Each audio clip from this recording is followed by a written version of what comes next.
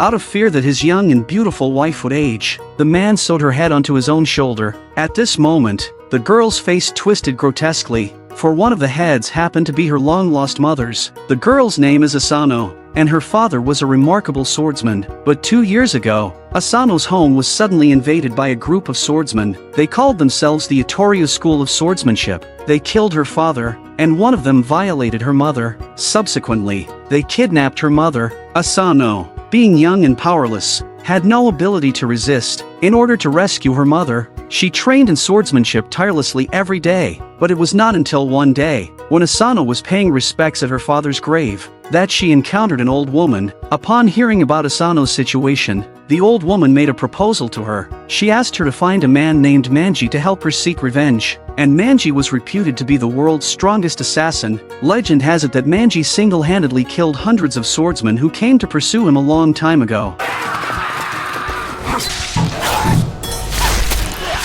However, in doing so, he caused the death of his own younger sister. As a form of redemption, Manji vowed to kill 1,000 evildoers. After searching continuously for 2.5 months, Asano finally found this man known as the strongest.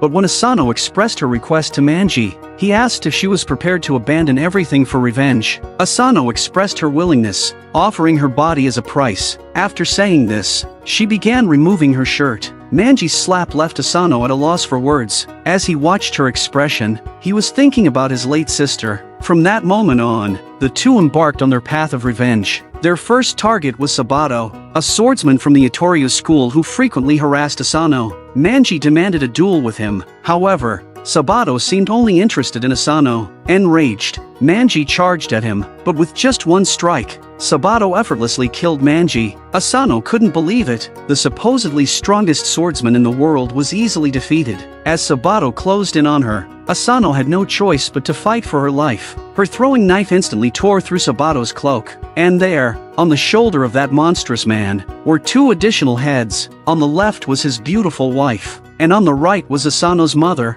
At that moment, Asano completely broke down. She picked up a dagger, intending to end her miserable life. But in that instant, a flash of a blade struck. It wasn't aimed at Asano, but at Sabato. He never expected Manji to still be alive. After killing Sabato, Asano regained her senses. Manji's secret to coming back to life was that he was harboring an immortal blood fairy bug within him. By reattaching his severed limbs, his wounds would quickly heal. However, through this battle, Manji also realized the terrifying power of the Immortal School. To increase their strength, Asano led Manji to her uncle, Suri. Though Suri appeared to be a painter, his true identity was a spy for the shogunate, and his swordsmanship was exceptional. But when faced with Asano's request, Suri did not agree. Manji, enraged, chose to leave immediately. Asano, persuaded by Suri, decided to stay the night. Little did she know, she would encounter an assassin upon waking up. Asano immediately kicked the assassin away and prepared to escape,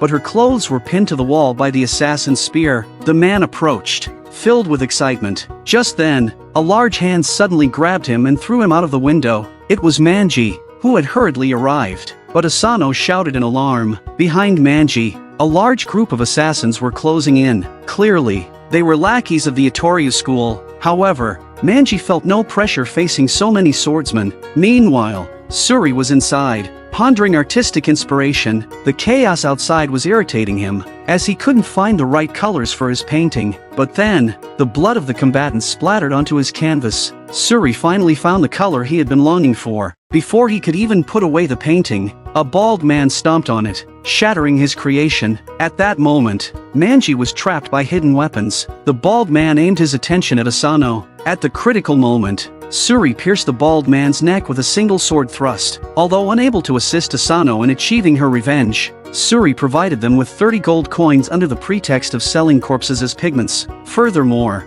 Asano planned to sell the weapons of the assassins to make bank, but by accident, she stumbled upon a sword in the weapon shop. The sword was her father's former weapon, now wielded by Magatsu, a swordsman of the Immortal School. Though Asano desired to reclaim the precious sword, she remained calm. After all, it was just a sword. Her priority now was to find Kagehisa, the leader of the Immortal School, and exact her revenge. However, When Manji saw Asano's sorrowful expression, he decided to help her retrieve the sword.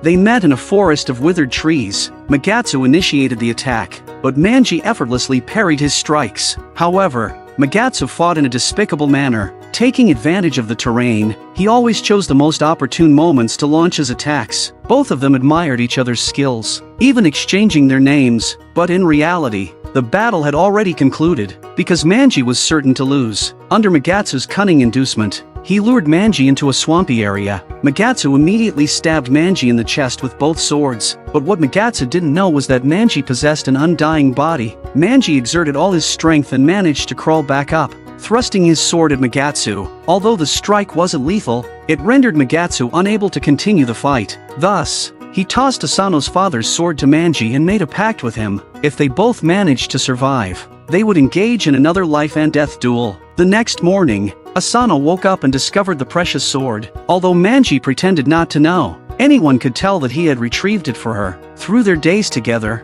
Asano had already regarded Manji as her brother. Likewise, Manji saw Asano as his sister. Despite being a prostitute, she possessed exceptional swordsmanship skills. When facing her beloved, tears would well up as she passionately kissed him. Yet when encountering a street thug, she transformed into a fearsome demon. This woman's name was Maki. Although her sword skills were formidable, her life had been tragically bleak. Once, in order to save a young boy, Maki revealed her identity and slayed a hungry wolf. However, to her dismay, the boy's grandfather not only failed to show gratitude but also knocked her unconscious. He left her tied to a tree surrounded by a pack of wolves. After 7 long days, when the boy finally came to visit, he found the corpses of thousands of starving wolves. Maki, who narrowly escaped death, resorted to becoming a courtesan in a brothel to sustain herself. However, within a few short years, a man spent a significant amount of money to redeem her from that life. Yet, this man's intentions were not driven by genuine love, but rather a desire to exploit her exceptional swordsmanship for assassination purposes. As a result, Maki became an assassin. Her first target was none other than Manji, known as the 100-Man Slayer by the masses. At this moment, Manji clearly didn't realize how frightening Maki was. She wore a white cloak and approached Manji as a prostitute. However, before Maki could strike, Manji sensed something amiss. A prostitute would never carry a dagger on her person. Realizing the danger, Manji swiftly pressed his blade against her throat. Interrogating her about her employer, Maki had no choice but to reveal everything. She did not know the person's name, only that he was a samurai who had paid her 20 gold coins. After hearing her words, Manji turned and walked away. Since the surprise attack failed, Maki had no choice but to engage in a direct confrontation, utilizing her immensely powerful swordsmanship to determine the outcome. Maki fell to the ground after hitting a wooden plank, but her backhanded sword was still blocked by Manji. Then Manji kicked Maki to the ground. Maki lost the battle, but Manji didn't kill her. He just taunted Itoriu for not having a good fighter. Little did he know that Maki wasn't fully committed. Her defeat was not due to her inferior swordsmanship compared to Manji's. She was hesitating between returning to the brothel as a prostitute or becoming a swordsman with blood on her hands. Finally, on this day, Maki found the answer she had been seeking. She had fallen in love with her employer. But in order to be with him, she had to kill Manji. From that moment, Maki made up her mind, confronting the thugs who harassed her. She cut off her long hair and fully transformed into a fearsome killer. A day later, Maki found Manji again. Manji could clearly sense her change, not just in her hair but in her eyes, the gaze unique to a swordsman. The current Maki could easily leave Manji breathless with just a slight move. This one mistake, Manji was pinned down by a plank. By the time he stood up, Maki had already disappeared. Manji cautiously searched for his target, but Maki had been waiting for him. She struck, piercing her sword through Manji's body. Manji, using all his strength, kicked Maki away. Just as Maki reached the door, Manji swiftly kicked it open to launch his surprise attack, but there was no one there. However, Maki was hiding directly above him. With a single strike, she severed one of Manji's arms. Then, she impaled him on the wall with her sword. This battle finally came to an end. Manji was defeated, utterly defeated. Now, all Manji wanted was for Maki to kill him. Moved by Manji's desperate plea, Maki picked up her sword once again and engaged in a final life-or-death struggle with him.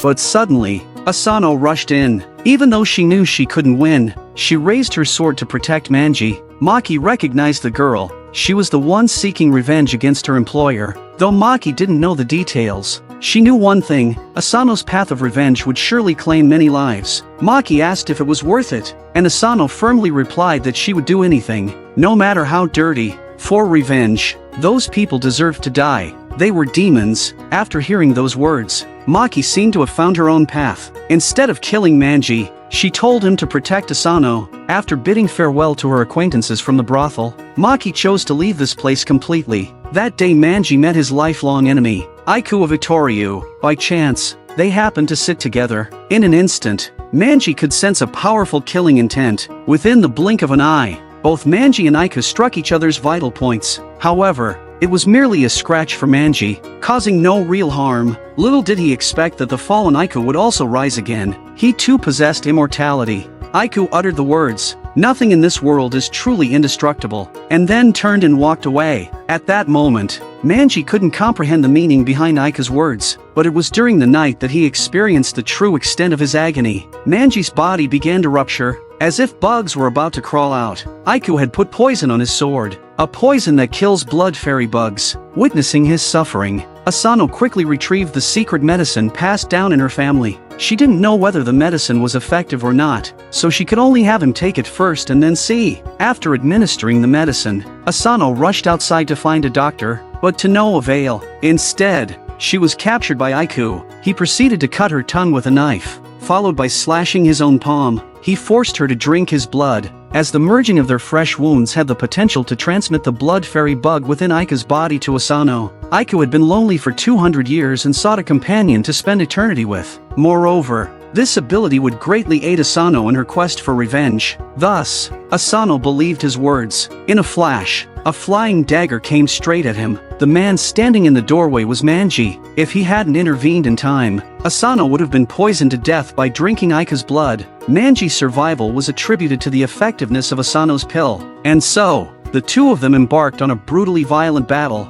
Although they were both stabbed through the chest, but these wounds were not enough to kill them. The true clash of blades had only just begun, but after just 2 rounds, Manji was on the ground. Yet, just as he was about to be killed, Asano bravely stepped forward. Although Aika successfully blocked the flying knife, Manji had vanished from sight on the ground. Suddenly, he descended from above. In this battle, Aika was defeated. As agreed, he revealed Kajihisa, the leader of Itoryu's location, to Asano. In half a month, Kajihisa would be heading to a place called Koga. Asano and Manji came to Koga ahead of time to set up an ambush, but she never expected. She encountered the swordsman who had once humiliated her mother. However, Asano was very clever. In order to get close to him, she first targeted Araya's son. When the boy was being bullied, Asano stepped forward and used the identity of an older sister to establish a connection with him. But little did she know, this man was extremely despicable. Not only did he insult Asano, he also made her fix his shoes. In that moment, Asano did not resist, because there were too many wicked people in this world, and she could only choose to endure. After gaining the boy's trust, Asano successfully met his father, who was none other than Araya, the Itoryu swordsman who had humiliated her mother. But at this moment, Asano didn't want to kill him. She knew that if she killed Araya for revenge, his son would be blinded by hatred just like her. So Asano asked him to apologize, but Araya suddenly launched an attack and subdued Asano. Araya, not wanting his son to know he was a swordsman, intended to kill Asano completely, but Manji wouldn't allow such a thing. After a fierce battle, Manji was knocked down again, and even received a deep gash on his chest. At a critical moment, Asano pushed Araya away and bought some time, and Manji regained his form at that moment. Araya never expected that Manji had hidden a weapon on the balcony. Now badly injured, Araya asked Manji to kill him. Although Asano tried to stop him, Manji forcefully approached and stabbed him with a sword, ending his life. And this scene happened to be witnessed by Araya's son. Manji sarcastically told the boy that if it weren't for Asano's constant interference, he would have killed his father long ago. Enraged, the boy rushed at Manji with a weapon, but Manji didn't dodge. In the end, he died at the boy's hands. A few days later, the boy erected a tombstone for his father and planned to leave this place, because when he went home to collect his father's body, the man's corpse was gone. He must still be alive. From now on, the rest of his life had only one goal, and that was to get back at him. Iron became a prostitute in order to pay for treatment for her seriously ill mother. Having tasted the warmth and bitterness of the world, she had long lost faith in men, but one day, she met a man named Kenji. He was a swordsman under the Itoria sword school. He stayed in Iron's guest room, but never once laid a hand on her, because Iron looked very much like his younger sister. Iron was touched by Kenji's gentleness. She unexpectedly fell in love with him, but she never dared to express her feelings, because she knew she was just a prostitute. Until the day Kenji was about to leave. She realized if she didn't speak now, she would never get the chance again. A few days earlier, Kenji was ambushed by assassins on his way back to the Itoria dojo, but with his superb swordsmanship, he managed to kill the attackers. One of them, before dying, only managed to utter a single surname Akaji. After returning to the dojo, Kenji wanted to ask Kagehisa about Akaji's identity, but instead, he found men from the shogunate there. It turned out Kagehisa was planning to lead all of Itoria to side with the shogunate, in order to rebuild their reputation and restore the honor of the samurai. But Kenji didn't want to have anything to do with the government, so he decided to leave. By a twist of fate, he met Iron. Iron finally gathered her courage and confessed her love, but Kenji did not respond. Before leaving, he accepted Iron's hairpin, promising that he would come back. Perhaps that was Kenji's best answer for Iron. Iron squatted down nearby, smiling like a child. In this chaotic world, life was like a leaf in the wind, but not long after Kenji left, a man named Shirai found her. He forced her to reveal Kenji's whereabouts. Iron would rather die than say a word about Kenji. In the end, she was killed by Shirai, lying in a pool of blood. This assassination wasn't just targeting Kenji, it was aimed at the entire Itoryu. Ever since Kagehisa led Itoryu to crush all the major sword schools, they had become the sworn enemies of the Mukaryu sword school. This group of assassins were secretive and ruthless. In a single night, they assassinated dozens of Itoryu swordsmen. One day, Mukaryu's swordsman Shirai approached Manji and Asano, because he knew that Manji and Asano wanted revenge on Kagehisa. He proposed an alliance to assassinate the Itoryu leader Kagehisa together. When Kenji returned, Iron had already become a cold corpse. Iron's sister said sorrowfully, she just wanted to be with the one she loved. Facing her accusations, Kenji remained silent. He regretted not being able to protect her. He buried this guilt and hatred deep in his heart. At this moment, Shirai, who had killed Iron, was plotting with other members of Mukaryu to assassinate Kagehisa. Asano and Manji were also involved. They received intel that Kagehisa would be leaving the city disguised as a woman, with 3 different travel permits and several bodyguards. Female assassin Hylan claimed the intel was highly reliable, so everyone followed her suggestion and began to draft an assassination plan. The next day, they spotted a woman wearing a bamboo hat, behaving suspiciously. Asano and Shirai immediately gave chase, but when Shirai knocked off the woman's hat, he realized she was just a decoy.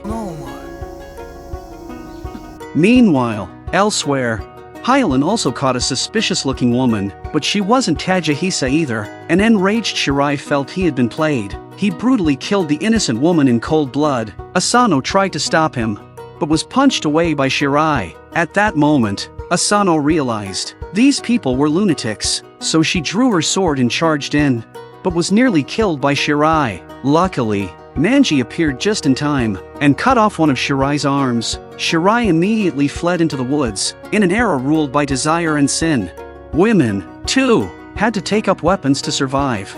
Dragged into endless cycles of revenge and slaughter, female assassin Hylan once had a lovely son, but her husband, who inherited the dojo, was obsessed with passing down his sword techniques. He forced their son into brutal training every day, but the weak boy could never meet his expectations. Eventually, in a fit of rage, he accidentally killed their son. After the boy's death, Hylan broke down. She killed her husband with her own hands. From that day on, her hair turned white overnight. During her escape, she joined Mukaryu. Now, Hylan had transformed into a strong and composed assassin, but as the plan to assassinate Kagehisa failed, Manji and Asano, extremely dissatisfied with Shirai's cruelty, wanted to break their alliance. Hylan tried to explain, but failed to stop them. Asano left the city alone. Still looking for a chance to kill Kajihisa, Manji was concerned about her safety but did not have an exit permit. At that moment, he ran into Kenji, the Itoryu swordsman.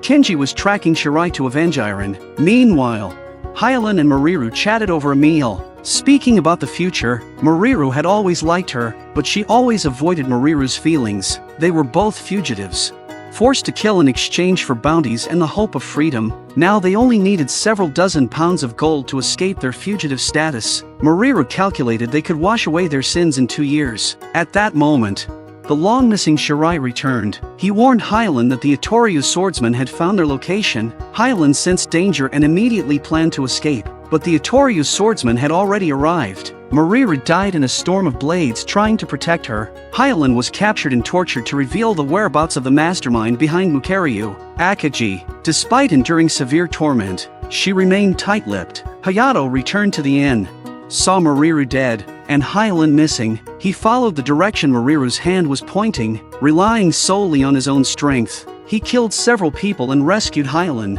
but Hyolyn had fallen into a coma. In her dreams, she relived the death of her son and all the pain of her past. When she woke up, Hayato was by her side. She asked him for a bowl of porridge. When Hayato came back with the porridge, Hyolyn had already cut her long hair. She left her hair by Mariru's grave, hoping that in the next world, he wouldn't be alone anymore.